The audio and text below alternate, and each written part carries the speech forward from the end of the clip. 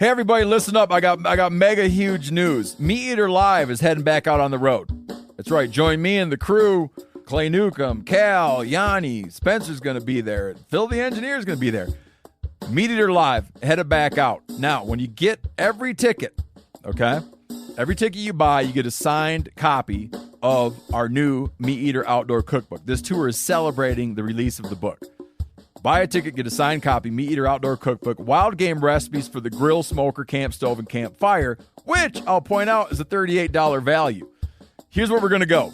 April 23rd, the Mesa Arts Center in Mesa, Arizona. April 24, the Balboa Theater in San Diego. April 25, the Grove in Anaheim, California. April 27, the Crest Theater in Sacramento. April 29, the Union in Salt Lake City. April 30, the Egyptian in Boise. May 1, the Wilma Theater in Missoula. May 2, the Bing Crosby Theater in Spokane, Washington. May 4, Revolution Hall in Portland, Oregon. And May 5, the last day of the tour, Pantages Theater in Tacoma, Washington. For tickets and more information, visit the events page at themeateater.com. Hope to see you at the show. Hey y'all, I'm KC. And I'm Tyler. And this is the elk hunting series from the Element Podcast. If you want to get on elk, it helps to hang with dudes that know elk. And that ain't us, but luckily the dudes that know elk have cell phones and we called them up. So whether you're a veteran of September or you're just cutting your ivories in the elk woods, you're going to hear something here that'll help you get the full draw this fall. If you find this podcast helpful, poke that subscribe button and go check out our elk hunting playlist on YouTube. Now let's rock and roll.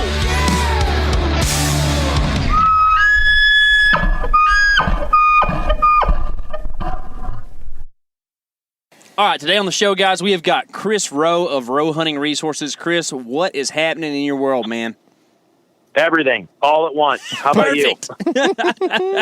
Perfect. You spent time, I'm guessing, on a tractor today, maybe on a train. Did you fly in an airplane? All the stuff, right? Yeah. Oh, golly. I mean, we're in the middle of summer, so I'm still trying to juggle all my whitetail habitat, food plot stuff, maintenance management, just getting ready for getting all the fall plot stuff in.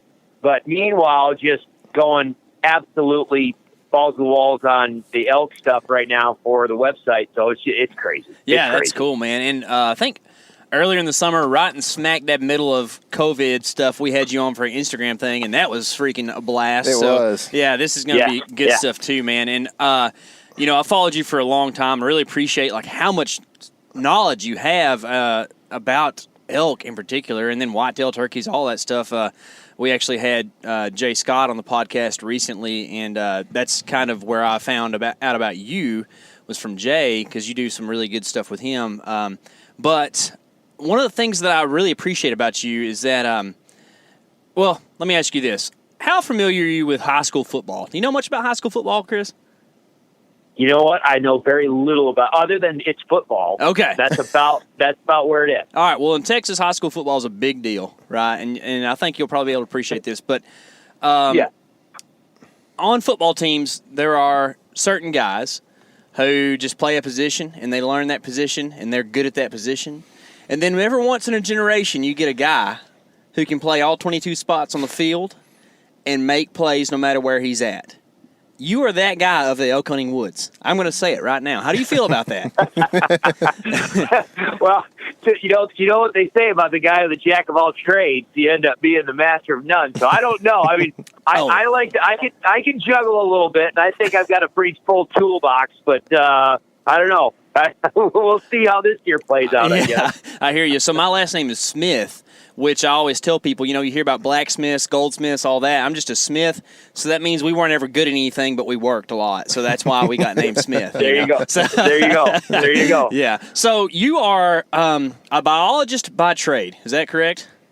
Yes. Yes. And did you start out specializing in elk, or how did you cut your teeth in biology world?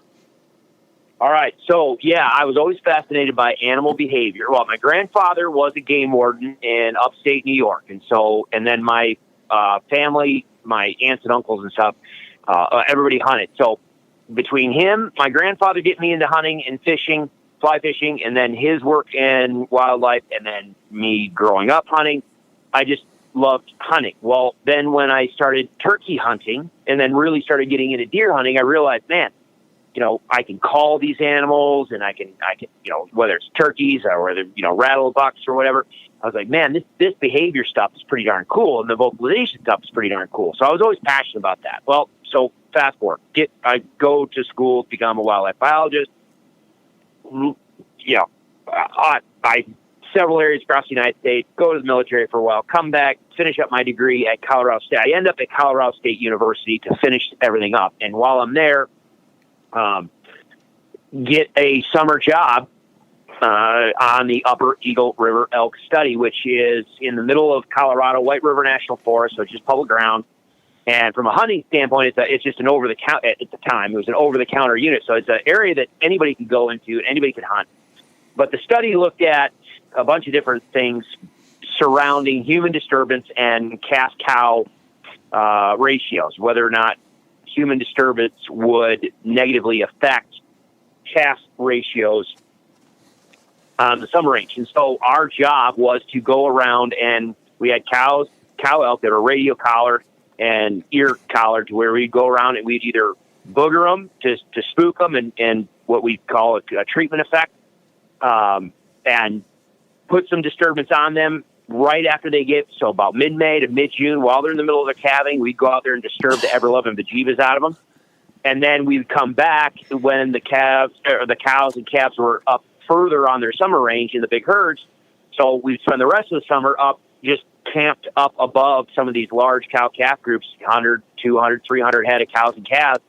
And we just sit there all day behind a spotting scope and just sit there and watch and record what cow had what calf, did she nurse, blah, blah, blah, that type of deal. And so I ended up doing that, I think it was like 4 or 5, I think it was 5 years in a row. And then, so you just can't, at that time, that's just when it just sealed the deal, because you can't spend that much time watching. I mean, you're literally 100, 200 yards from elk just all day long, all summer long, listening and watching and listening and watching and watching and listening and listening and watching. And you're like, yeah, this is going to work. This is what I want to do. And so, yeah, so that's where my elk passion kicked in. But then when we started our business, I've always used animal behavior I've always been passionate about it, because if I can understand behavior, I am more able to tailor my management prescriptions on the landscape, so that way animals want to do what I want them to do, whether it's I want to trap them, whether I want to feed them, whether I want them to travel in a certain way. No matter what I want to do as far as a management prescription, if I can tailor it where it dovetails into their natural behavior, then they're more likely to do what I want them to do, and my projects are more of a success. And so that's where just my passion for behavior has gone and continued over the years. Yeah, that's awesome, man. So is your wife a biologist as well? Correct. Yep. Yeah, so we met at CSU, got married soon after we graduated. She's out on a project right now, but she also went and got her law degree, so she's an attorney and a wildlife biologist. Yeah, so that's cool. You talk about me. Yeah, I'm one of these guys. I'm a typical guy. I do one thing at a time. I don't multitask very well. Yeah.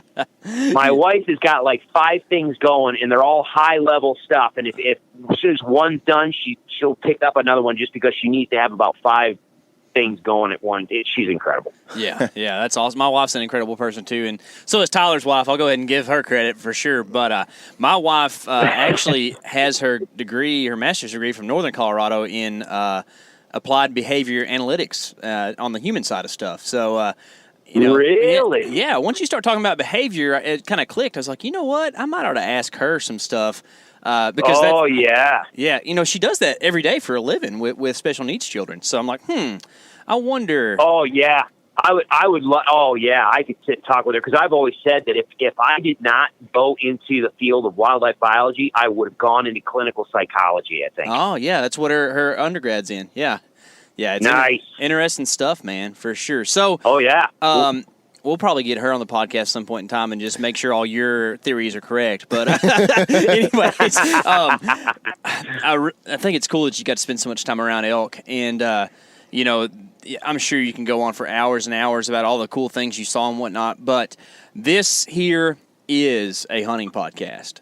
And the summertime stuff is very cool. And I understand the appreciation and the knowledge you can gain from being around animals all year long. But we're trying to shoot them specifically in the month of September. So correct. We need to talk a little bit about that side of the biology of elk. And I think that there is a litany of questions that we could go down, and I'm sure that you already know all the standard ones and whatever. Now, the way we're approaching this is as, it's a podcast to help people kind of take the next step into elk hunting. So everything from a 101 to a high-level class, right? But I think one of the big things that people like to talk about and would really like to know is the triggering of the rut. What is that all about in an elk's biology? Okay, it's very similar to whitetails or turkeys or anything else. It's going to be photoperiod is what regulates that hormone cycling on both cows and bulls. And so, there's a lot of layers to this one. Okay. What we were talking. See, I told Tyler beforehand, I was like, we're only going to have to ask Chris like 3 questions because that dude can talk. So we're just going to sit back and go enjoy the ride. When you ask a question that's a 20,000 foot deep well, we're going to have to go to the bottom of it. No, so you joked in the beginning that you hadn't subscribed yet to the website. Well, one of the things that you'll find in the website is I've got a 8-part series or 7 or 8-part series called Rethinking the Rut. Ooh. And we talk, and in there I talk about the fact that, yes, photoperiod drives the hormone cycling. But there's a lot of other things that are going to influence when that cow cycles. So, yes, you're going to have the testosterone cycling in bulls, and you're going to have estrogen cycling in cows. Now, the testosterone cycling in bulls really plays into, obviously they need to develop sperm to reproduce. That's fine. But the testosterone cycling in bulls really ends up ramping them up for territorial stuff and all that side. And dominance interactions and pecking orders and all that. Dominance, that type of stuff.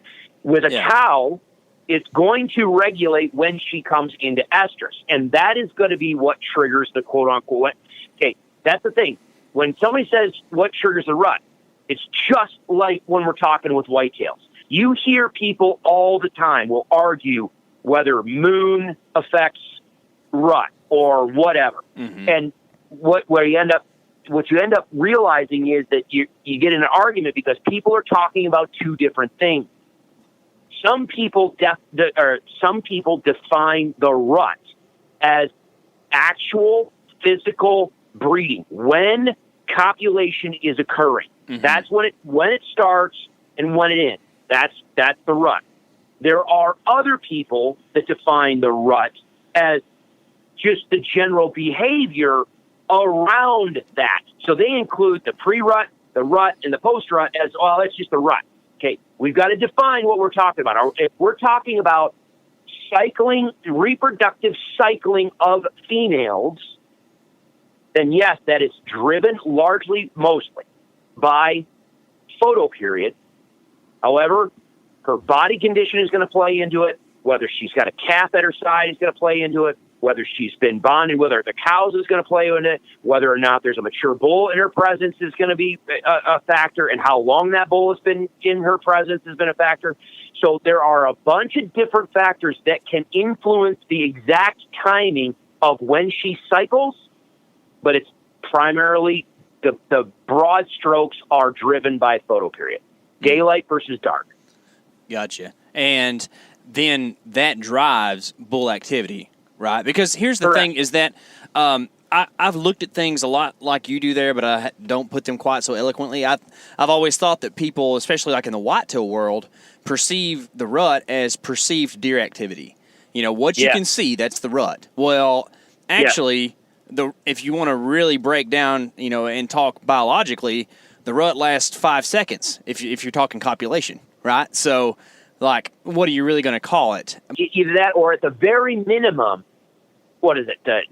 Let's just use a ballpark figure of 24 hours while the doe or the cow is willing to stand and receive the bull. Mm-hmm. You know what I mean? Yeah. Sometimes called standing estrus, right? There you go. Yeah, yeah. And then that you got a lockdown period in front of that or behind it sometimes too, and it gets real complicated, right? But as hunters, we're trying to usually, at least, take an arrow and put it through one of the antlered critters. So we're trying to figure out how to work with their behavior to do that. So it's good to know what is going on with the cows, but how do the bulls react to that? Is it really a photo period thing for them too? Or are they smelling estrus and that's what ramps things up? Because I haven't spent a lot of time in the early season elk woods. We usually try to go, mid to late September, but you hear a lot of guys talk about like this early period of bugling, and then there's like a lull, and then there's the true, mid to late September, what we think of as the elk rut. What do you think about that? Yeah. It depends on where you are. It depends on the herd dynamics of the area that you're in, and it depends. Just like whitetails, it all depends on age structure. Do you have a mix of mature males and subordinate younger males in the mix, or is the population primarily a bunch of youngsters? Or what I see in a lot of places, especially in states that have, whether we're talking Oregon, whether we're talking Colorado, in a lot of units that get heavy hunting pressure, what you end up with is a really even age of your bulls. Mm-hmm. You'll, plus or minus 1 or 2 years, but I mean, a large percentage of the bulls are all a younger age class, and they're all the same age class, which means they have the same rough body size and they have the same amount of potential dominant status.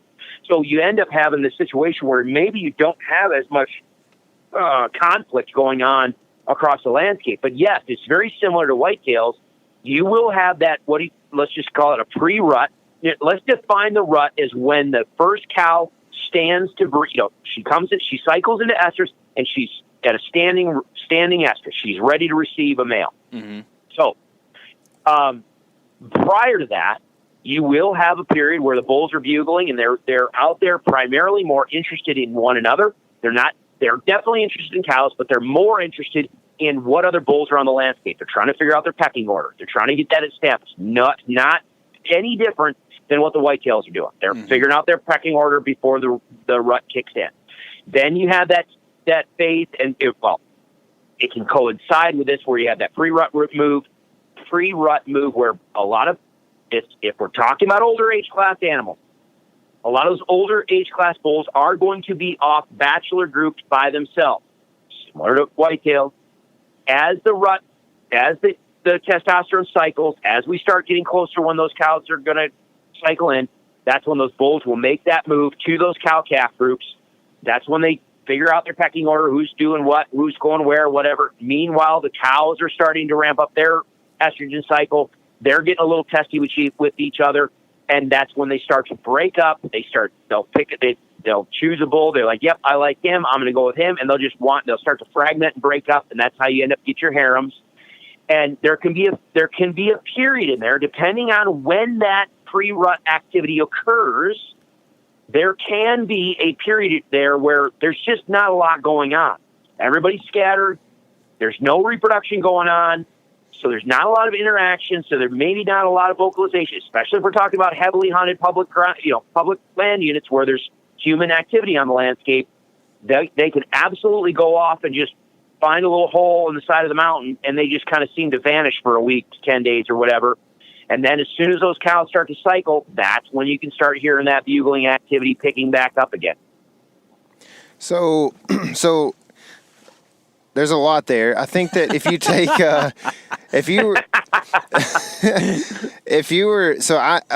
going to think about this from a hunting perspective the whole time. I love wildlife biology. I wanted to be one, but the school that I went to didn't have the degree. But as a guy who's never killed an elk, that's something I'm thinking about in this podcast. So for me, I think about all the things you just said, all of the different variables, and my question that first comes to my mind is, how do you show up on the mountain at any time in September and figure out what the elk, where the elk are at in that whole process of the rut, essentially, or what might not be the rut? Okay. So before I answer that question, honest and truly to everyone listening here, did you ask me that? Did you set that question up? Did we talk about that question prior to you just uttering that out of your mouth? No. Okay. Awesome. Because I literally just got done talking with us. I'm doing some other videos. Uh-huh. And and I'm sorry, I'm just going to give a shameless plug. Sure. This is what separates me from almost every single other person out there talking about this. Dude, you're the high school football star, man. That's it, dude. Dude, if you truly want the answer to that question, then you're going to do exactly what I do. Okay. Completely disregard the rut. Completely disregard testosterone. Completely disregard estrogen.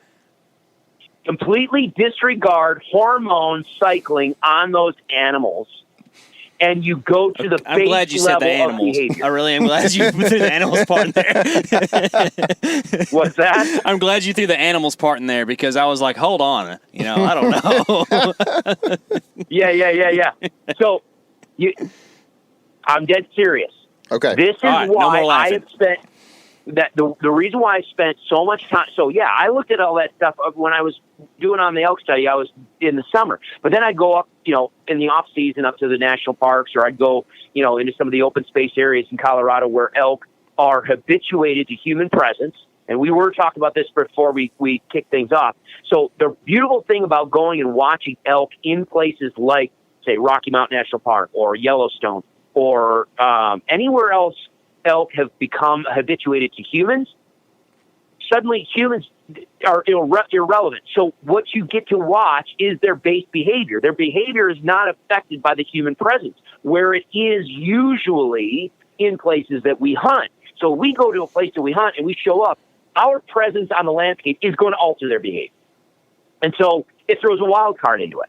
But if we go and we look at other places where human presence is not a factor, then what we can do is we can start to tease out what is base level behavior. What are base level communication? What is base level vocalizations? What are they doing 335 days out of the year that by default they're going to do in the other 30 days of the year? Mm-hmm. The problem with everybody just showing up in September and going on the landscape and evaluating, trying to learn to call in September and evaluating what's happening in September and learning from stuff from September. The problem is you always have testosterone in the mix. Mm-hmm. You always have estrogen cycling. That's just a wild card you're going to throw in there, let alone all the changes that you're going to have with, bull to cow ratios, age class structure, weather patterns, human disturbance, moisture cycling. All of these other things are going to be a wild card of the landscape that you're not going to be able to tease out. Why in the hell would we want to go in there and try to dive into the deep end on stuff that I always say, if you can go straight to their fundamental base level behavior, you at least have solid footing from, if we're talking calling, if we're going to go in and call and try to work an animal, at least you have solid footing on fundamental vocalizations that they use year round, so that okay, here's what I'm saying and why. Generally speaking, you're going to be using me. That leans heavily on the cow vocalization side. But once you understand what that is, then you can build up from it rather than just, like I said, just jumping in the deep end and then trying to figure out how to learn to swim afterwards. It's nice to go in the shallow end and kind of figure things out before you get in over your head. Okay, well, let's establish this right quick, though. Are you stating that calling is the way to go in and understand elk behavior, and that's the way to kill an elk? Not necessarily. Calling is just a tool. Okay.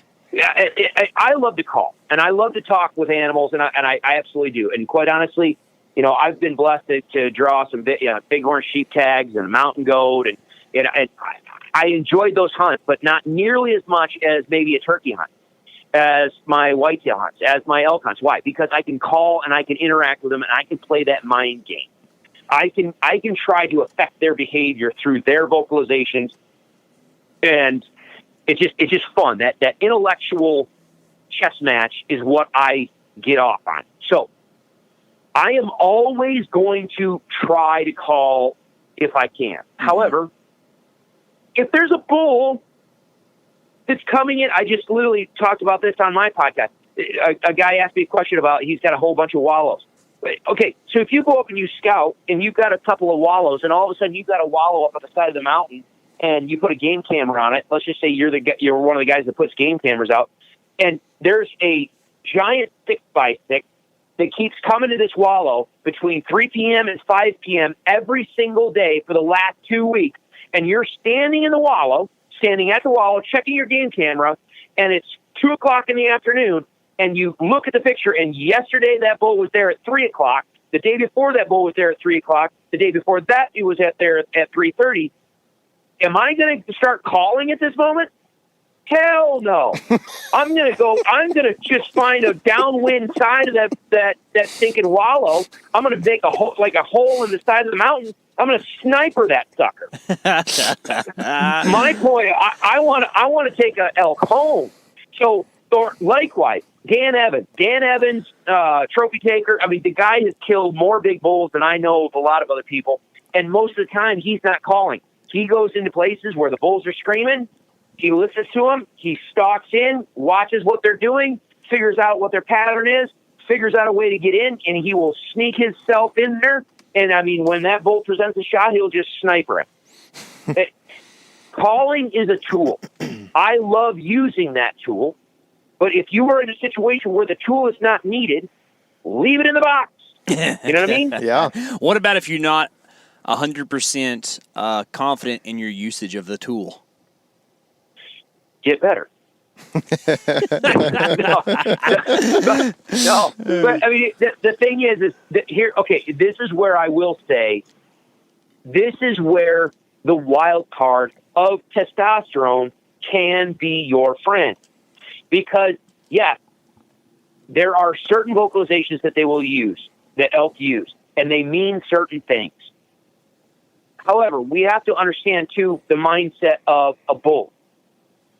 When you're talking about a bull that wants to breed, it's just like all male animals. More the merrier, okay? It doesn't matter if I bred 1 cow. If I can breed 2 cows, that's better. And if I can breed 4, I'm happy. And if I can breed 8, giddy up, let's go. Whereas on the cow side, she does not care if all 200 other cows on the landscape got bred. She needs to get bred. It's a very selfish, individual focus on her part. She needs to breed. Mm-hmm. So when you're looking at the interplay between the cows and the bulls, and if you're focusing on bulls, and this absolutely makes sense, especially with younger age class animals, because so much occurs, and I talk about this a lot, the see you first, hear you second, smell you third principle, and the way elk communicate, not dealing with safety, talking about communication.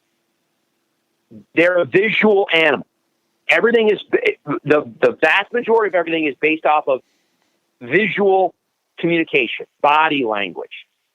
And so if an elk, say a bull, is on the landscape, in and around, whether it's pre-rut, peak of the rut, or post-rut, and he is interested in, say, cow sound, or take a step back, he's interested in finding a cow, sometimes you're going to find that animal. It doesn't matter what you say. If you make a decent quality cow sound, and he hears it, and he's interested, then in some cases, it is in his best interest to be the first individual male on the scene so that he is the first one to make eye contact. He is the first bull that she sees, and hopefully he can get some play before anybody else shows up. So yes, can you grab yourself a Primo's Hoochie Mama and go up on the mountain and push the little button. I mean, I used to be a pro staffer for Primos. I love Primos, and the Hoochie Mama is an incredible call if used properly. It's just been abused, but it's an awesome call. Can you go up there and call elk in with that? Yes, you can.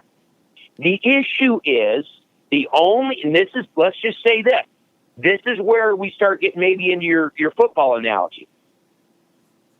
If you have only one tool in your toolbox and or maybe not football analogy, but if you only have that one tool in your toolbox, play in the playbook, you're not really familiar with how to use it. Yes, you're going to be able to get lucky on using it occasionally when you find the right job. It's what separates the vast majority of successful hunters versus those that are intermittently successful or just lucky is how deep is their knowledge and how much flexibility do they have on the landscape in different scenarios to adjust and move and tailor what they need. So the more you know, the better off you are. But yes, if you go out there and you just want to start with the basics, just get a mouth diaphragm, get an open reed style call, maybe a Hoochie Mama, maybe get yourself a bugle tube, and you just want to learn the basics and go, absolutely go. But the more time you spend understanding things, the better off you're going to be when things show up on the landscape that you're like, wait a minute, that's a little weird. Okay, fine. Now I know what's going on. Roll with it. Adjust, move, go. Okay, so that's like the transition I'm trying to make. And it's very difficult to make whenever elk season is short and you live, 800 miles away. But I started out on my elk hunting ventures, or at least calling ventures, because I used to be kind of just a ambush type guy. But with kind of the way that people portray it a lot, where you just go out there and you hit these, level 1 bugles and just see if somebody will talk to you, and you go find him. And you just do whatever it takes to get him to come in. And that has worked for me in the past. I've killed bulls that way. But I have a lot of hunts that I hunt 7 or 8 days, and I have my one opportunity. And from there, my goal, and I think kind of the way my brain has started to work, it's like, okay, there are more elk in the woods than me stumbling into one every 8 days. What do I need to do to make sure that I have more encounters, and therefore enter your idea of really understanding elk behavior, right? Yeah, keep going. So my thoughts is if instead of going out into the woods and just hitting the bugle tube for 4 hours in the morning, taking a nap midday, and hitting the bugle tube 4 hours in the evening, instead, if I understood what elk were doing and I knew that I could go to this spot on the mountain and make this certain noise, that, I have a 68%, well, I don't know the statistic, but you get what I'm saying, like a much better chance of actually having an elk encounter. Those translate into dead bulls, right? And let's be frank, I'm an OTC hunter most of the time. Most everybody is, unless you buy lanyard tags every year. And you're pretty much looking for an illegal animal to shoot, right? So I'm trying to find more encounters means more meat that I get to take home. Okay. All right. Then this is again, okay, this is where I deviate from the vast majority of people out there talking about calling and hunting elk. Yes, you're absolutely right. There's no two ways about it. And I don't mind naming names because, I'm friends with these guys and I have exceptional amount of respect for them. Yeah, so Corey. But, Corey Jacobs is the guy that I first started with. There you go. Right? Yeah. But here's the beautiful thing about Corey. Corey will, and this is why I do have respect for Corey. He and I have a fundamentally different philosophy on elk calling, not the fundamentals of maybe hunting, but calling. But Corey stays in his lane, kind of just like I stay in my lane. And Corey is flat out said he will go across the landscape, purposefully looking for the one bull that wants to bugle and scream in his face. Okay? And what I've said, and you probably saw this on my YouTube video, I've got a YouTube video that says, mastering your elk calling, does it really matter if you know what you're saying? And anybody can go to YouTube and watch it. It's also on my website. And the whole point behind that is, okay, let's talk about that a little bit. And my philosophy is, all right, Corey's philosophy and a lot of other people's philosophy that like to lean heavy on bugles, they are looking for the bull that wants to scream in their face. Now, jokingly, kind of tongue-in-cheek, there's a lot of seriousness to this, but it's also, there's some caveats. But if you're going across the landscape looking for the bull that wants to scream at your face, you're looking for a particular bull that doesn't feel pressured by danger, who feels confident, who is very eager, very energetic. Quite honestly, if I just wanted to be just utterly just brutal, you're kind of looking for an easy elk. Mm-hmm. Because if you are finding a bull that just wants to bugle at you and bugle at that, you can kill that bull. I think if you show me an elk that wants to respond to a hunter in that way, I will challenge you. I could probably kill him 99 out of 100 times. And whether or not I even need to use a bugle. Here's why. Before I go to why. Here's my philosophy. I am the guy, and I make the example of the Valley of the 10 Bulls, and I think this is where you're going. There's a valley that has 10 bulls. I would love to go the that guys valley. That like to, Please tell me where that valley is.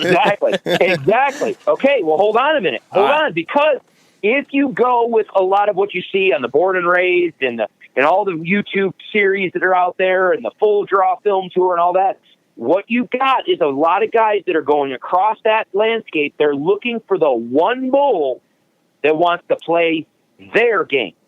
They want to bugle. They want to find a bull that wants to bugle. So they're going to move across the landscape until they find that bull that wants to bugle. Meanwhile, there are 9 other bulls in that valley that might not want to bugle. My philosophy is I want to go into that valley and work every one of those bulls, all 10 of those bulls, however they need to be worked. If one wants to be screamed at in his face, I will give it to him.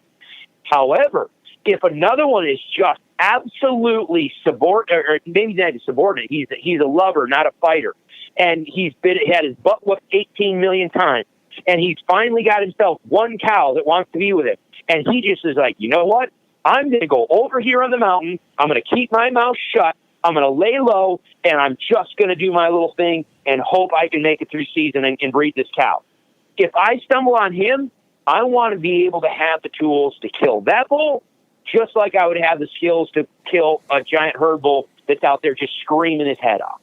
I want to be able to go in and kill I want to work all 10 of those bulls however they need to be worked. That's where this is where I go back to get rid of testosterone. Mm-hmm. Get rid of the testosterone and play to the base. Play to the base fundamental communication.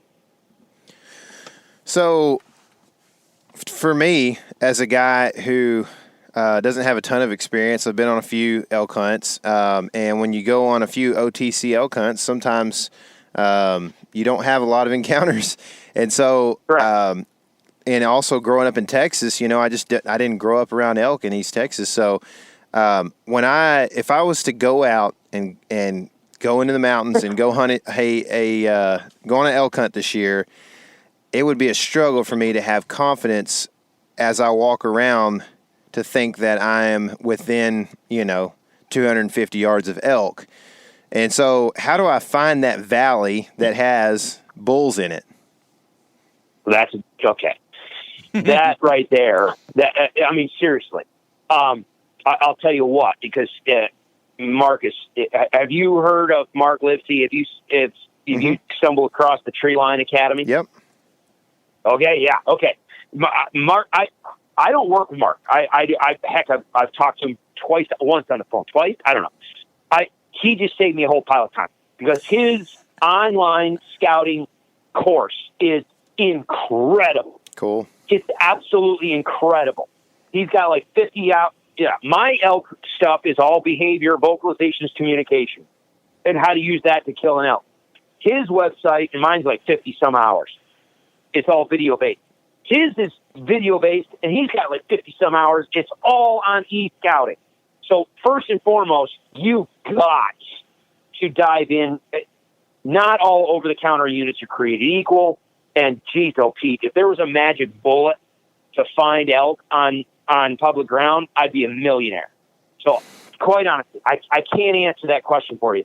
It depends on where you want to hunt. It depends on what your abilities are, the type of hunt that you want. Are you wanting a backpack hunt? Are you wanting a camper hunt? Do you want to use ATV? Do you want to do it on your feet, on horseback, drop camp? There's so many different experiences in so many different habitats, in so many different states, with so many different herd ratios and public land pressure. Goodness gracious. Sure. The thing is, you have to spend time online, not only going through maps and Google Earth and Onyx and all the things that Mark talks about.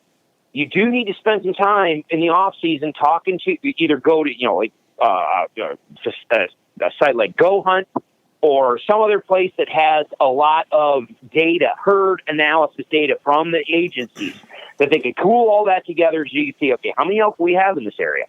Okay, here's the unit I'm looking at, and they're saying the elk population is such and such. Okay, it's got 10,000 elk in it. Yay. Okay, what does that mean? Well, okay, we got 10,000 elk. But we also have 10,000 bow hunters? What the heck? What?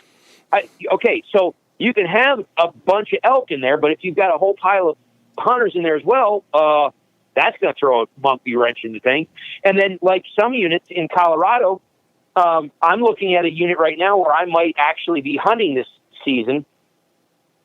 One unit is generally the winter range, and another unit is generally the summer range. Mm-hmm. All right, guys, real quick. Chris is hard to get a word in edgeways because he's got so much good stuff to talk about, so we're just going to stick this in here right now. Chris just mentioned Onyx.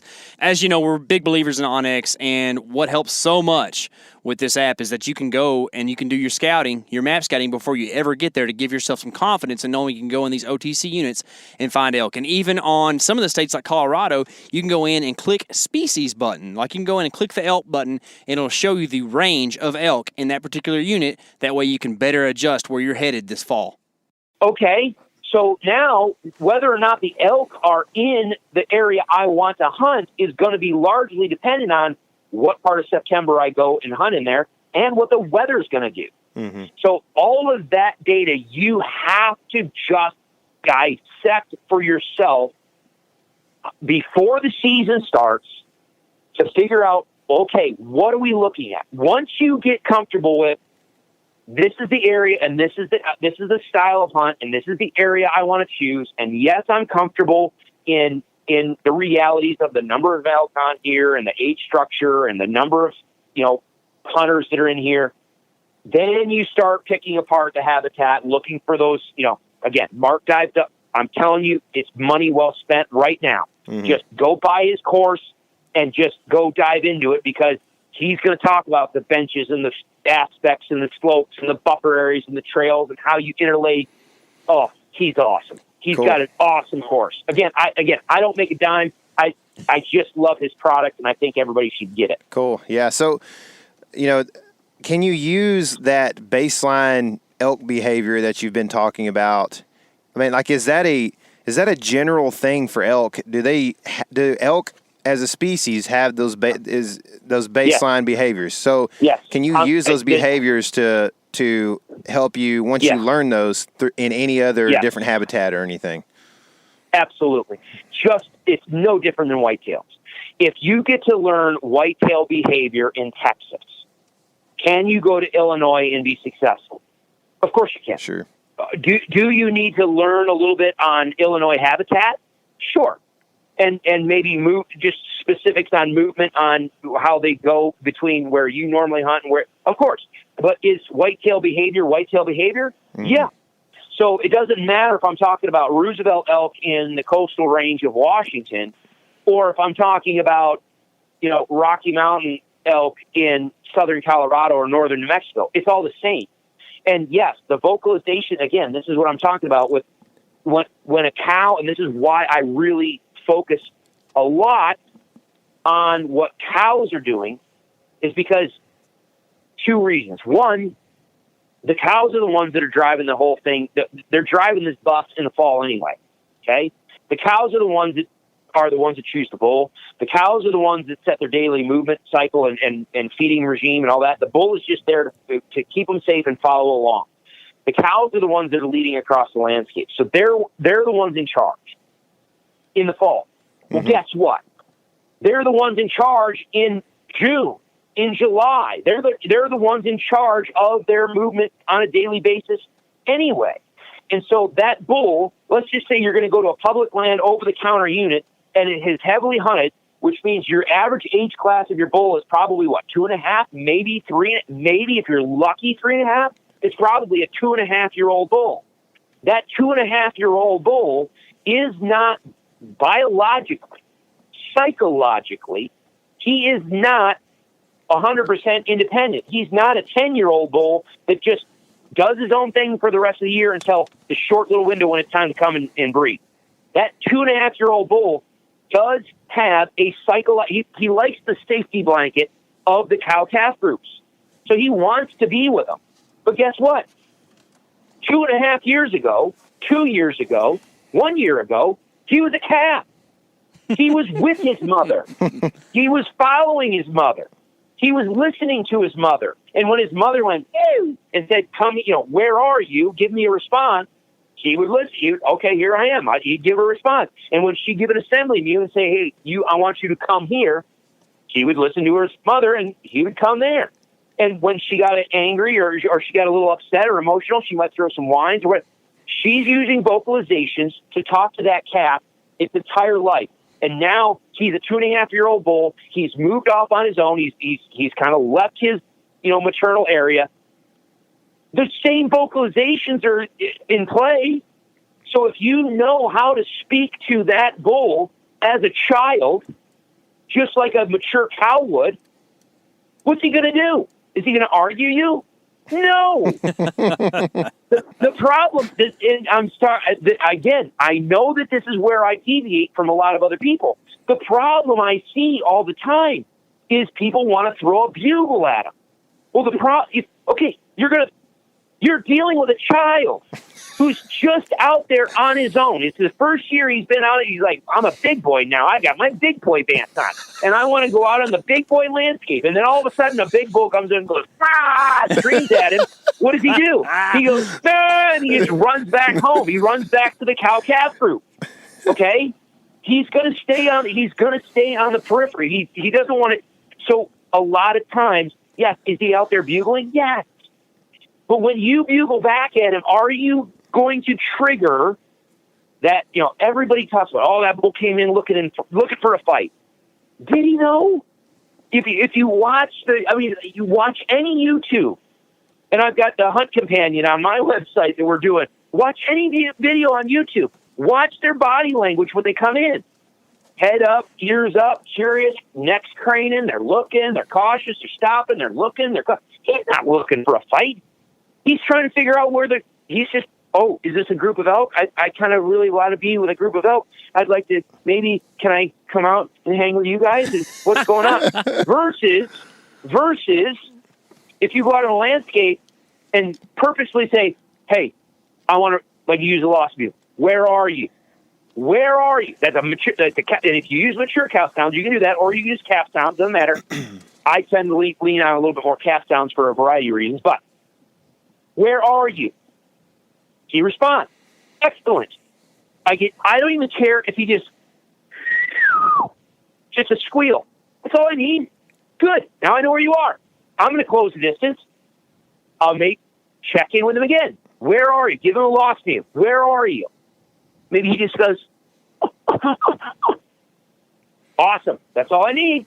Close. I'm going to try to close distance. Now, if it sounds like he's coming my way, okay, I'll set up.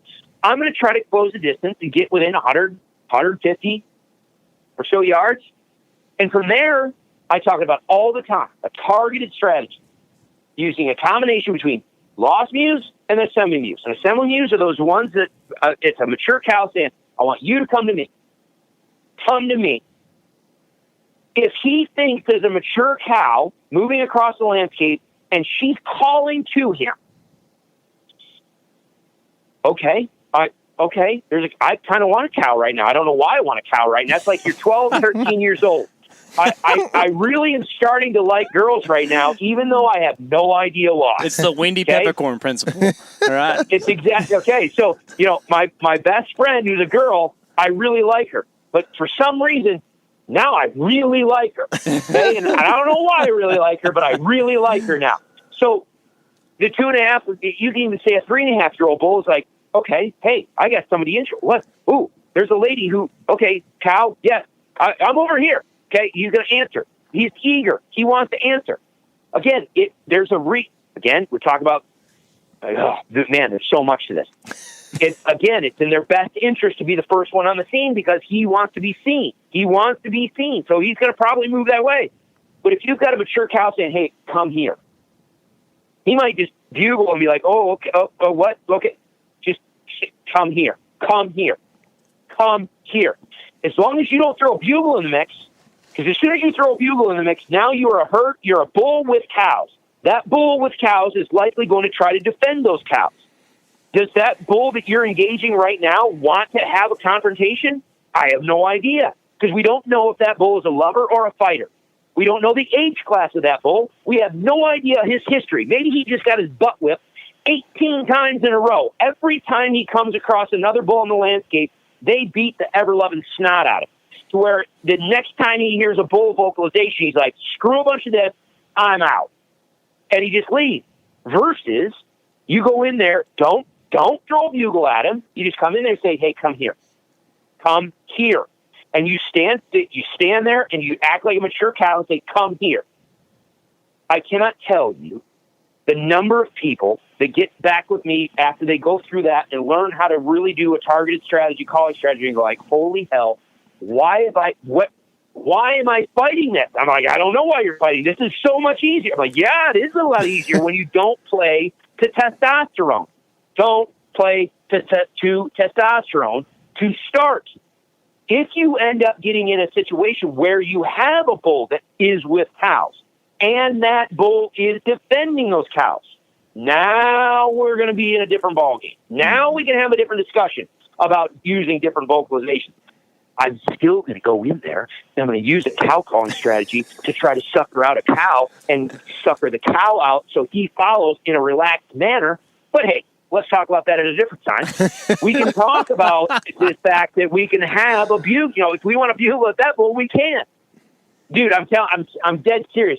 I know that you guys haven't signed up for it. You need to sign up for the website because all of this stuff is in there. The whole discussion, the entire fundamental, the foundation principles talk all about this, about what is their behavior? How do they want to engage one another? How do they move along across the landscape? All the fundamentals of communication are laid out. And then you can build on it from there. I've got an entire section that's called the gallery. It is literally nothing but me or Kelly, videoing elk, doing elky things with no disturbance. I'm not calling them. We're not hunting them. No, it's just watch what elk do. And literally watch what they're doing with the frame of reference of all those foundation principles. And just watch how much of it plays out. Even in the middle of September, in the peak of the rut, the base fundamentals are in play. Mm-hmm. So why would I not just go to those base fundamentals and screw a bunch of the whole variability on the testosterone and estrogen and all the other crap that goes with it? Yeah.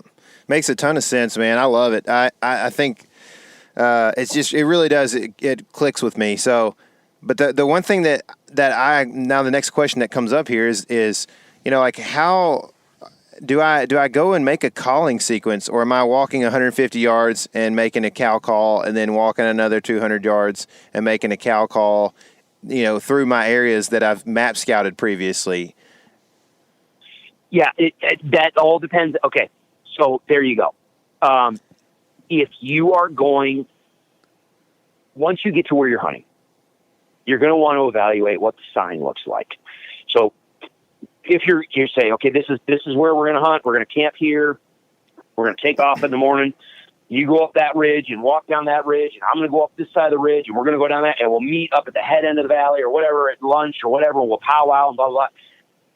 Yeah. If I know there's a little meadow, and it looks like there's a wet spot up there, the little wallow. Okay, I'm going to go to that. I'm going to try to get up there early and listen.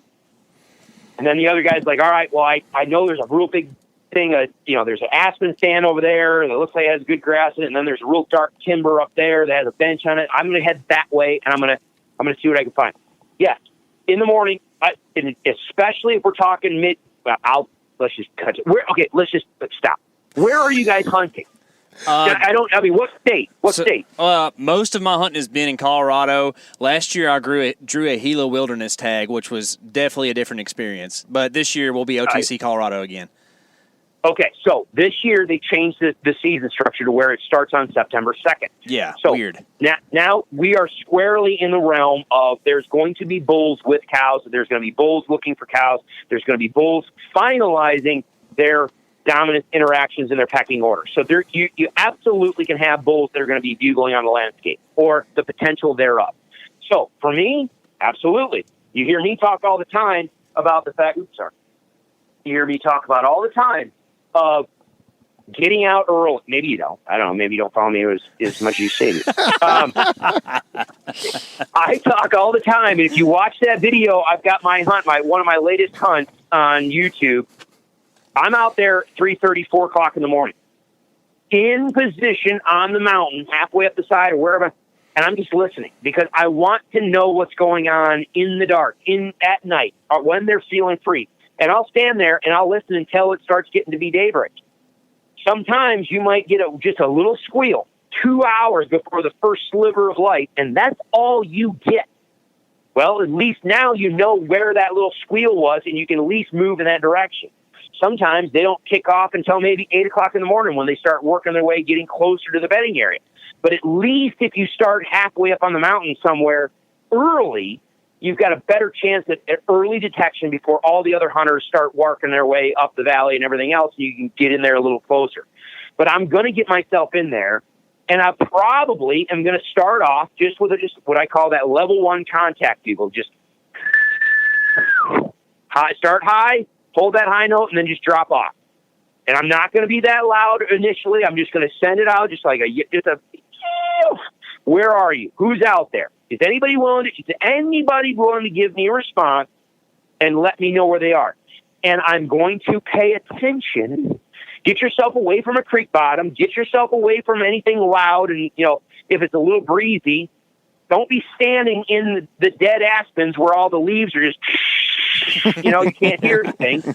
Go stand over in the dark timber where it's dead quiet. Get yourself away from the creek bottom where you can hear. But if I send out that, maybe I'll just, and sometimes, it depends on what sign I'm seeing. If I'm seeing a lot of signs, then maybe all I do is start off with a calf lost mule, just a lost calf mule, very high pitched lost mule. Where are you? Give me a response because I want to know where the cows are. Because if the cows are there, the bulls are going to be somewhere nearby. And if I don't get a response to that, and if we're talking early season, then maybe I just go to a level 1 contact bugle, just send that bugle out, and I will listen. I will listen closely because sometimes you can get a cow that might even respond to you, or all you're going to get is off in the distance, you'll just hear this one bull just give you this light chuckle. That's all I need. And then I'm going to move and I'm going to try to make up distance and get in. I'm going to just I don't call in that situation. If I get a response off at a distance, I am not going to call my way to him. I'm going to just beat feet and try to close distance. I'm going to go a good way, stop. I'll test again. See if I can get another response just to try to fine tune where he is. Did he give me a response? Awesome. Beat feet, close distance. I don't start calling and working them until I'm 150 yards away. Try to anyway. If, however, I don't get a response, that doesn't necessarily mean the elk aren't there, especially if there's sign, like fresh sign around. If that's the case, that's when I know, okay, then I'm going to have to play the slow game a little bit, because I've got an entire video on my website. I was down in Arizona, Unit 9, which is on the south rim of the Grand Canyon, right next to Grand Canyon National Park. Mm-hmm. I was on the fence line of the Grand Canyon National Park. Unit 9, Arizona, for those who don't know, is the holy grail. It's like Pike County, Illinois Yeah. on steroids for elk, because this is, I mean, it takes 20 plus years of getting preference points to actually draw a tag. And there's just piles of elk and monsters. We're talking 400-inch bulls running around, just monsters. So if and I'm on the edge of a national park, okay? It's September, I think 24th, no, 27th or 28th, I don't remember. It was the end of September. It's daybreak. I'm standing there with the camera rolling. And I just said, just take a listen. The entire blind, crickets, not a peep. We have hundreds, if not thousands of elk in and around this area. Age class structure up the yin-yang. Conflict between bulls and harems every which way. And there wasn't a peep at the end of September. Yeah, because we had a weather system come through and they just shut everything down. Okay, you might be in one of those situations where the elk are right there, but they just don't want to talk. Okay, fine. If that's the case, then I'm going to make a little bit more subtle play. Maybe I will go up to that little meadow that I thought might be a feeding area, sit my butt down, and just be quiet and just listen. Maybe I will call, work across the landscape, maybe follow those elk trails. Maybe I'll call a little bit here, call a little bit there, using those lost mutes, looking for a response. Where are you? Where are you? Where are you? Just taking it slow, understanding that maybe they don't want to chime in and they don't want to, vocalize much. But again, you may be in a situation where you sit up, you call, 45 minutes later, an hour, here comes snap, crack, here comes a bull, just kind of sneaking down, trying to figure out who's down there, who's looking. So you just got to take the temperature of the area that you're in. It's no different than whitetails. You know darn well you've been out there hunting whitetails, and there's mornings where, the birds are singing, the squirrels are running everywhere, dropping bombs out of the tree. Everything is alive. And then there's other days where you don't dare step on wet grass because it's so dead. There's just nothing moving. Mm-hmm. You've got to take the temperature of the area that you're in. If the birds are singing, if the squirrels are moving, if everything is alive and active, well, so likely could be the elk. So maybe I'm going to call a little bit more freer. Maybe I'm going to expect a little bit more vocalizations in return.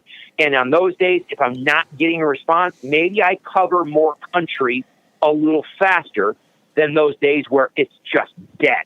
If it's just dead, maybe that's all I do is I go up to that little meadow that's got that little wallow in it, and I just sit and I just play the whole day in a small little area where it has the best sign.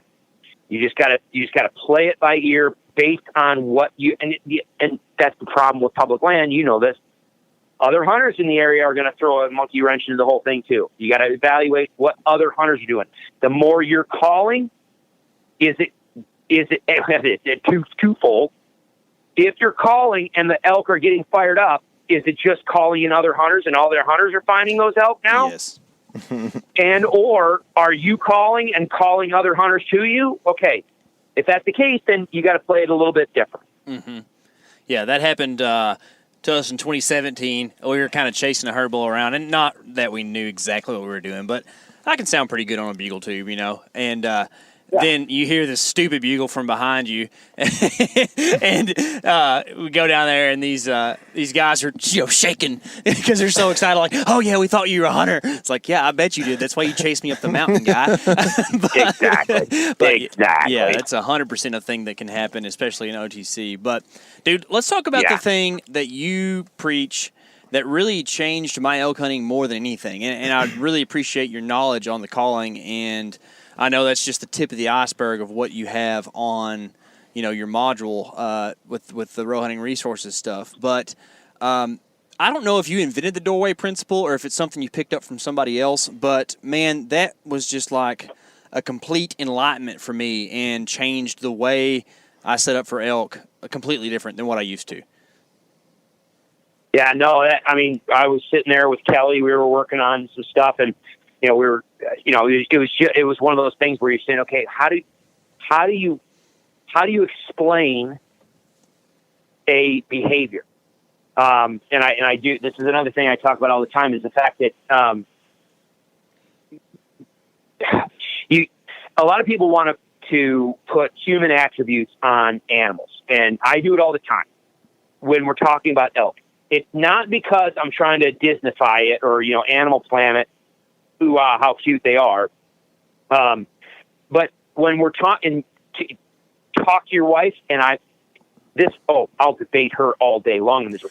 The thing is, when you are dealing with a social mammal, you're dealing with a mammal that lives in a social grouping, a social community, and especially when you're talking family groups that are interacting with other family groups, and there is investment in, like people and elk and large mammals typically have one or two offspring, and those offspring take a long time to mature, and so there is a lot of investment in the upbringing of that individual offspring. Make sense? Mm-hmm. So when we're dealing with a mammal that lives in that scenario and is uses communication, there are similarities. It's called conservation of characteristics. From an evolutionary biology standpoint, there's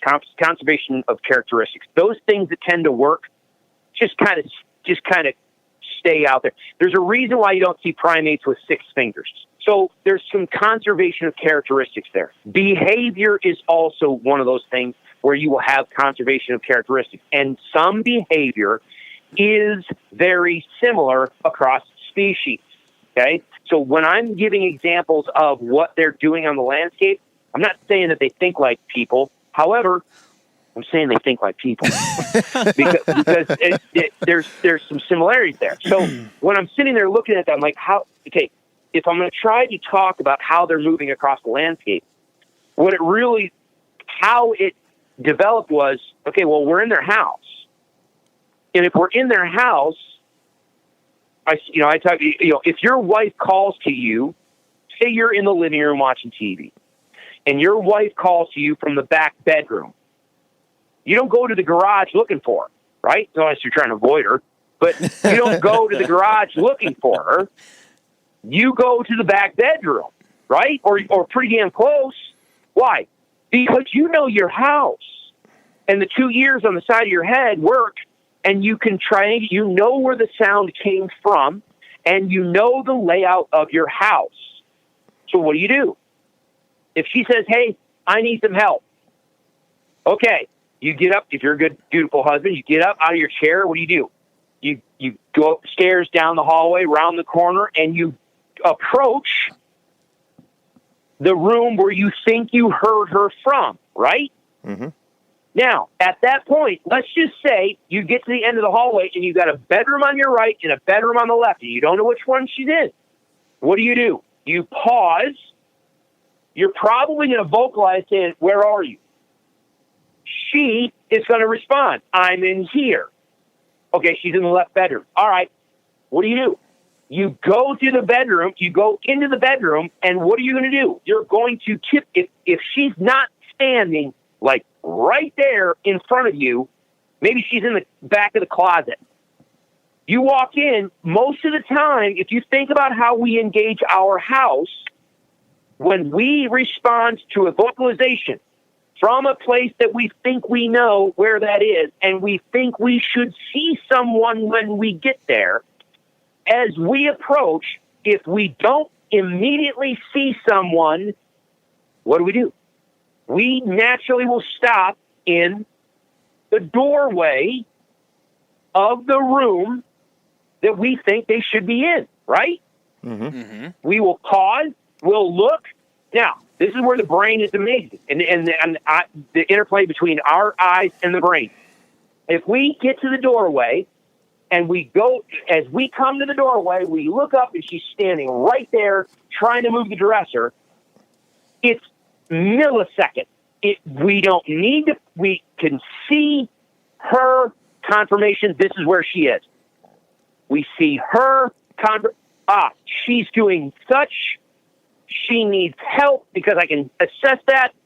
Oh, I'm just going to walk over and help her. It's like a fraction of a second. Bam, bam, bam, bam. We see, we understand, we act. But if we don't see, if we get to where we thought we should see, but we don't see, the first reaction oftentimes is a pause. We seek, and if we don't see anything, then we vocalize. It is no different than elk. They hear an elk. We are out there calling on the landscape. We are pretending to be another elk. We are in their house. We're walking. So that meadow is their kitchen. That dark timber bench up there, that's their bedroom. That elk trail that goes from that little bench to, or that bench down to that little meadow, that's their hallway. Okay? We're walking in their house. They darn well know what their house is. They've been there before. They're familiar. So they're walking in their house. They know where their house is, and they have big honking ears on the side of their head, a lot bigger than ours, and they know darn well how to pinpoint sounds and information and location. They know exactly where you are. Exactly. And I show this repeatedly on the videos on the website. They know exactly where you are. Within a matter of a few yards, they know where you are or where you should be, where that cow or that other bull, where that other elk should be. So they're going to move. If they decide, you had said, where are you? And that bull said, I'm over here, I'm here. And all of a sudden in his brain, it's in my best interest to come down there and make eye contact with her. He's going to move across that landscape as though you move across your house. He's going to get out of his chair. He's going to get up, walk down the hallway. He's going to go around the corner, and he's going to get right into that spot where he thinks he should be able to see where that elk is. And he's going to come in, and he's going to pause, and he's like, okay, where the heck is she? Where are you? It's no different than the doorway of her house, and that's why I called it the doorway principle. Yeah, because it becomes a doorway. It's that spot where they're naturally going to pause to make visual eye contact with whoever they're responding to. Yeah, it makes perfect sense, and I appreciate the human analogies because we can all kind of understand that, right? But I think your tagline is "Call them to your toes."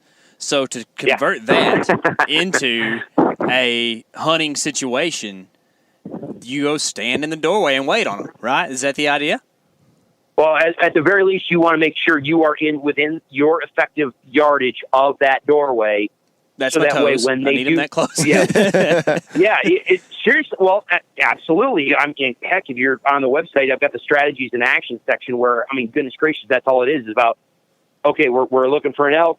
We've got an elk over there. I'm going to use this calling strategy. Let's go see if we can call him in. And I put him 7 steps in front of me, or 8 steps or 10 steps or whatever in front of me.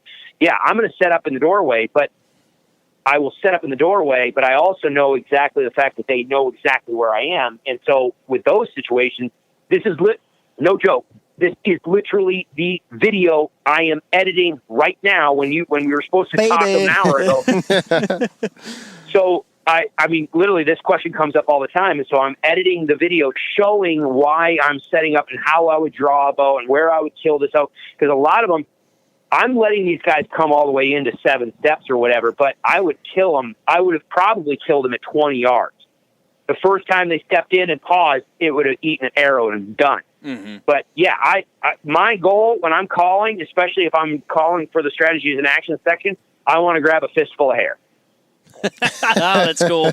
So one of the things that comes to mind a lot when you think about this idea, and I've kind of ran into a little bit, is that if you're using the doorway principle and you're talking about calling them to you and, like you just said, shooting them at first opportunity, you're not really talking about a broadside elk a lot. You're talking pretty often like the frontal shot, right? And, we shoot really heavy arrows. We shoot day 6 arrows and kind of to deal with that situation. You're talking about a pretty significant, dense animal, right? And you're trying to punch that thing in there through a bunch of hair and get in there. Are you comfortable with that frontal shot? And is that why you're trying to get them close like that? Yeah. So what you're telling me is you're spoiling my entire video that I'm working on right now. Oh, come on. Yeah. So no, that is literally the part 2 of the video. So the first part is going to be how I would draw my bow when they're that darn close. But the other one is okay, what do you do with quartering two shots? Because you're absolutely right. You're going to be faced with a lot of frontal shots. You're going to be faced with a lot of quartering two shots. Yes, the long answer is this is where you do want a setup that is going to be maximized for penetration. So if you're going to use those heavier day 6 arrows or full metal jackets, I don't care what arrow you run. Myself, I'm running a 550 grain arrow. Yep. But I'm 542. I'm right there with you. Okay. So if you're running a 500 grain or 550 grain arrow, once you start getting too big, then it becomes a little bit tricky. Just as far as the fact that it doesn't matter. We can dive into that one at a different time. But yeah, yes, you want maximum penetration. Number one. And you definitely want a good broadhead on there that is built for I run iron wheel heads. You can run the day 6s if you want. You want a head that just absolutely penetrates. Because yes, you're going to be going. I don't ever tell people to go through the bone, but you are going to be going through, flirting with bone. Number one, and number two, you're going to be going in places where there is bone and heavy muscle. Mm-hmm.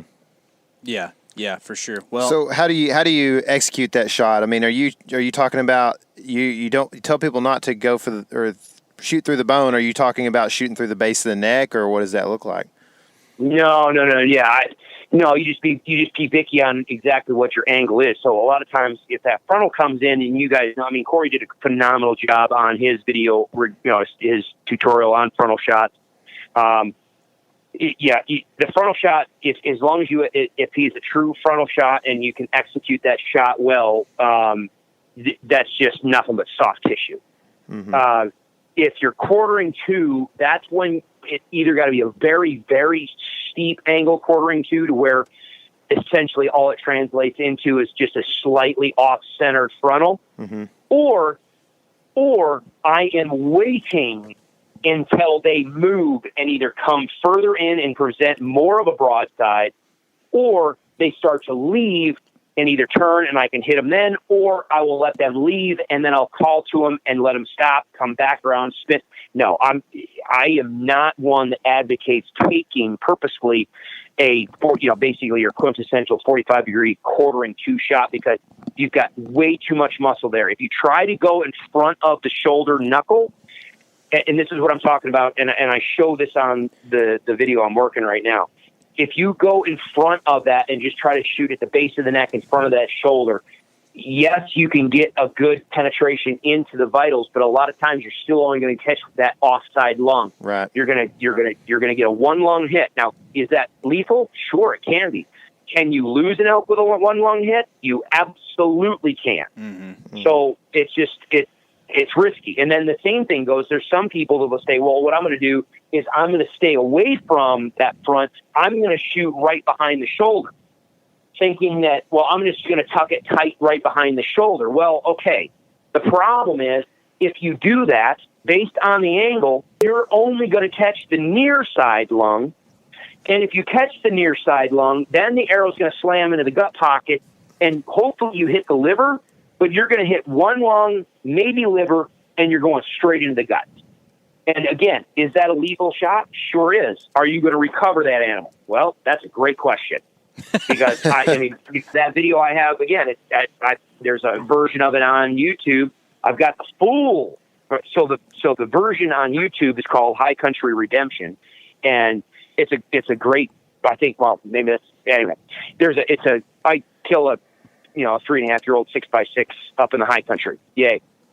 On the website, the reason why it's a members only or a subscriber version is because what I don't show on the YouTube one is I ended up getting one lung and liver, and that elk was still alive 16 hours later, and I had to, I don't know how I basically was doing a grid pattern across the landscape, and I stumbled into him. He was bedded down he was feeling sick. He was not doing well.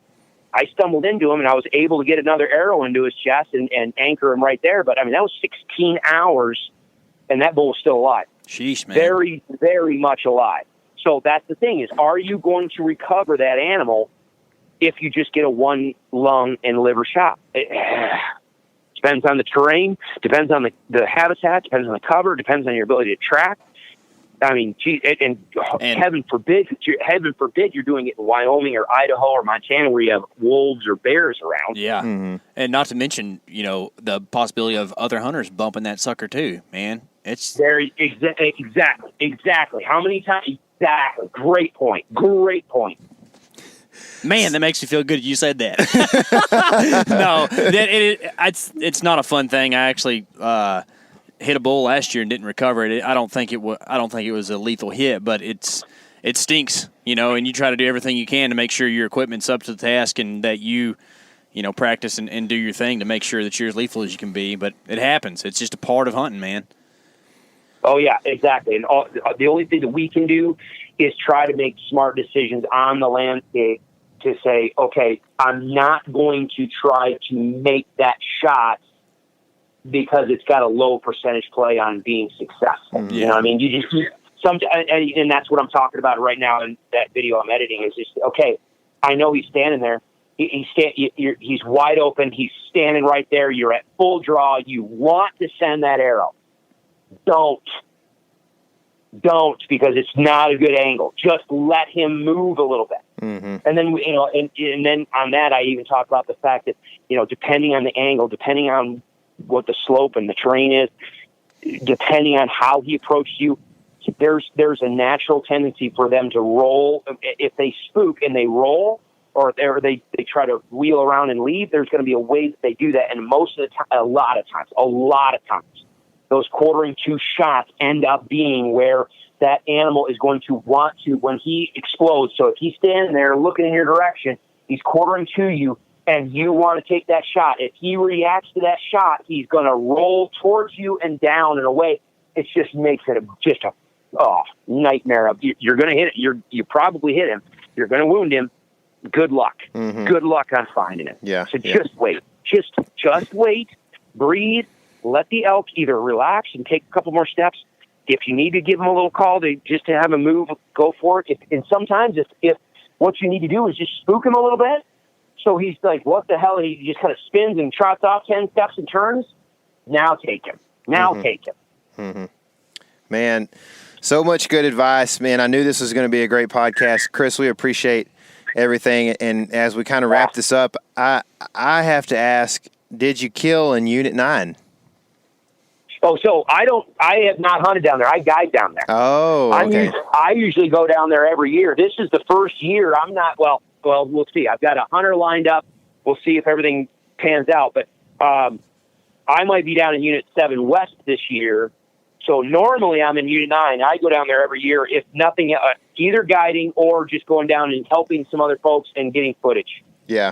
Well, I'm going to have to call you when I draw Arizona. I've got 10 points right now, so it's... How many? I got 10. It'll be a while before I draw because I'm gonna stay in those. You never know. Upper echelon. Yeah, you never know. But I don't bank on getting lucky very much. So every once in a while I do though. But anyway, I may have to holler at you. Yeah, I wish I'd have hollered at you last year and talked you into going to the Gila with me because, man, there was one day especially that Chris Rowe would have had a field day. We heard hundreds of bugles all day long. It was unreal. And honestly, it was one of those situations where we just had like stimulus overload. And it just, it's on day 9 and it was just more than we could handle. You know what I mean? But that's a talk for another. Go ahead.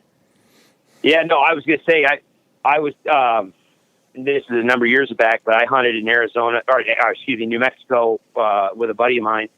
And it was one of those days, too, that I think they started at 1 p.m., and I was counting it. The minimum number of bugles per minute. So every minute from 1 p.m. until pitch black, every minute,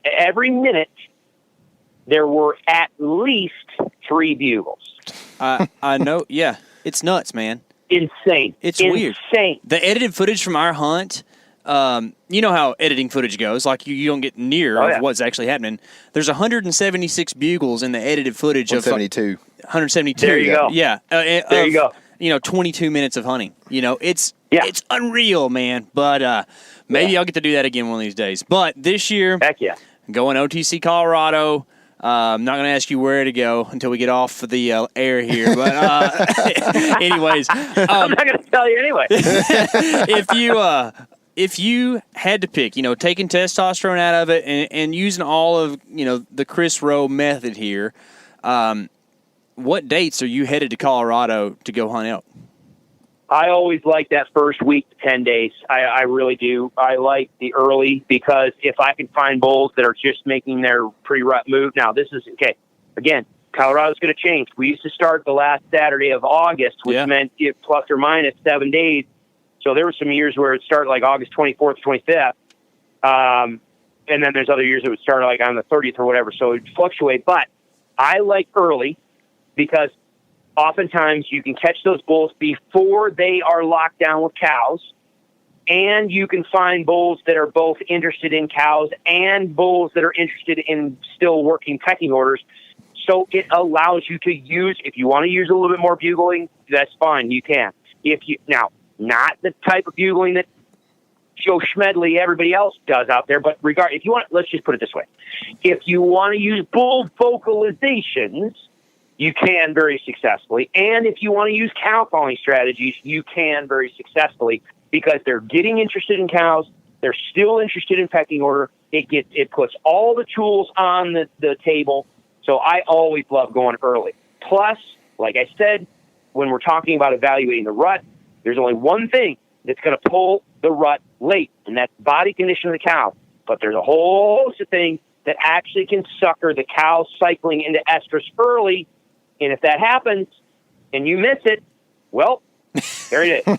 So I would rather, and there's a lot of places especially Colorado, where you're seeing bulls make that pre-rut move a lot earlier in August.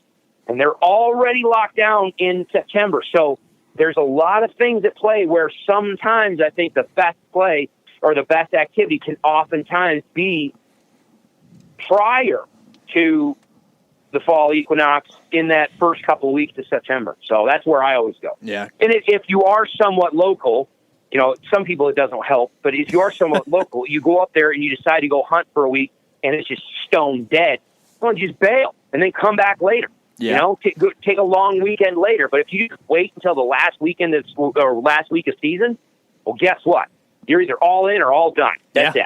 Yeah, that's a good point, man. Well, great info, dude. As always, everything you put out is top notch. If people want to get them a whole bunch more Chris Rowe and really dive into the stuff that you that you want to make them pay for, where can they go check that out? Yeah, no, seriously, my last name is R-O-E, so Rowe Hunting Resources. Whether you talk about the website, whether you talk about YouTube, whether you talk about Instagram or Facebook, you just go Rowe Hunting Resources. That's where it is. But the educational stuff is on rowehuntingresources.com under the ELK module. There's just a ton. This is what I geek out on. This is what I love, I'm passionate about. So that's what's all in that module. So most of the things we're talking about here today is exactly what's in the module and like eight levels deeper. So there you go. Man, nothing and like a 9-layer dip. Based. yeah. It's all what based? Sorry, what'd you say? I said it's all video based because anybody can flap their gums at you, but if you can put an elk in front of you and you can watch the elk do it, fine. Don't argue me. Argue that you just watch her do it. You just watch him do it. So argue them. Don't argue me. Mm-hmm. Yeah, that's cool stuff, man. Well, we'll definitely link to all that in the description below. So, guys, go click on that link. Cool. Chris, good luck this season, man. I hope you do good up there in the OTC woods. Well, we're going to find out. I'm venturing out into completely virgin territory as far as I'm concerned. I've never stepped foot in these areas. I've never hunted these areas. And so it's going to be an interesting, and again, because I'm going to be guiding in Arizona, I've got literally a week to go in the first part of the first week. And then I got to bail. And then maybe if my guy gets done in Arizona early, I can maybe come back and try the last week, but it's going to be, we're going to see. I'm going to punt and we're going to find out. Well, it's going to be incentive based. If you can do a good job and get him to his toes, you can get back in time to hunt. So it's going to work. Exactly. All right, brother. Well, we appreciate it, man. And you have a good night. All right. Thanks, guys. You guys too. Now that was some killer info. Don't forget to subscribe, and a 5-star review means a ton to us. Remember, this is your element. Living it.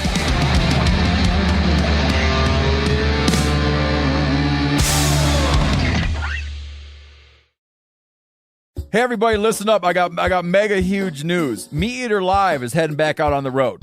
That's right. Join me and the crew. Clay Newcomb, Cal, Yanni, Spencer's going to be there. Phil the engineer's going to be there. Meat Eater Live headed back out. Now, when you get every ticket, okay? Every ticket you buy, you get a signed copy of our new Meat Eater Outdoor Cookbook. This tour is celebrating the release of the book. Buy a ticket, get a signed copy, Meat Eater Outdoor Cookbook, wild game recipes for the grill, smoker, camp stove, and campfire, which I'll point out is a $38 value. Here's where we're going to go. April 23rd, the Mesa Arts Center in Mesa, Arizona. April 24, the Balboa Theater in San Diego. April 25, the Grove in Anaheim, California. April 27, the Crest Theater in Sacramento. April 29, the Union in Salt Lake City. April 30, the Egyptian in Boise. May 1, the Wilma Theater in Missoula. May 2, the Bing Crosby Theater in Spokane, Washington. May 4, Revolution Hall in Portland, Oregon. And May 5, the last day of the tour, Pantages Theater in Tacoma, Washington. For tickets and more information, visit the events page at themeateater.com. Hope to see you at the show.